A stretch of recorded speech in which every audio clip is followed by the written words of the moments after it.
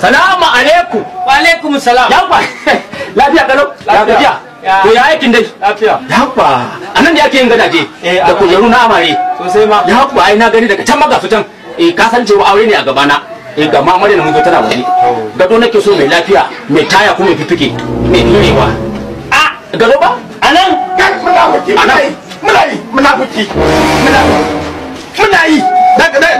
So kake ka kora mana kusa ko? Gado nake so mai lafiya da tayanta da fifike. Ta dauko min amarya daga gidansu zuwa gidana. Ba tare da na sha wahala Allah gani. Sarauniyar Ingila. Ta yanzu sarauniyar Ingila. Ai wannan gadon da suke tare da shi na gadon. Wannan gadon ta a hannunta haka yake, a tafin hannunta. Idan ta ga dama za ta ciro kawai ta danna remote sai bude da to kai gadon barki su ne mai gadon zinari ne. Ko kai ne? Ai baka san kome ba. Ba ni bane amma kakanni mu ne. Na ga halama. To nawa ne farashin gado shi gadon da dan abun nan? 500 ne. Gadon? Ba kalle ni bane, ba kalle abubuwan da yake da. Ana gani ai tun da kanka ka kashe keke da kai kuma gadon haka ne ka. Sa'idu kafin ta kenan. Allah sarki. Ai labari. Kai yana da gonan ai. Tun da ka taka mun da shi aka ce kana wuce dare ta transformer. Ai aka ce ma Sa'idu kafinta.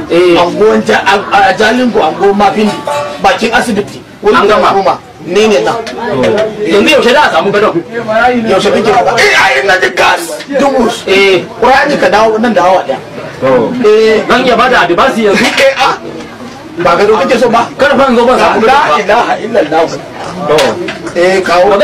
Zan dawo. To shi ke zan dawo. Daga da a san a tabbata an yi gado an gama. Ne fiffike. Saboda ina so kafin daga gidansu zuwa gidana ne. Ko da zan iya dukuli ma yi dukuli. Na gode. Ajiya dan gidanka so yake kore ni. Za ka ci daɗi da ke munafuki ne. Allah kuwa. Ai ranan ma muna aiki ina biyawa sai na biya dan guduma zai furta bane. Kishi yake da kishi ya fara yayi wato saboda ka sallame shi koran shi ya fara yayi Qur'ani ko zan je yawa bari da magana gadon nan an gama tayan man da hayya sa asa bakwai saboda wuri lilo albishirin ka 12 zan ma Allah to na kara 100 Allah kuwa an gama ka ci daɗin ka lafiya ka ce mutumin da gado kuna kuka gado barci su yanzu ne kuka yi fa kwarai kuwa kai nuna yaka munafikin banza munafikin wani ba mun buga ma guduman nan ba kai baka san zamani yanzu yaki halal yaki haram ba kai ana magana gado ai ko cewa gado kowane irin gado yace a masa da a masa to kai da aka mai ƙarya aka zo ba cika alƙawari ba rikicin duniya da mere ake yi dan ubanka yawwa saboda haka kawai mu ji kuɗi waye rikici wa ka taɓa rikici ya kashe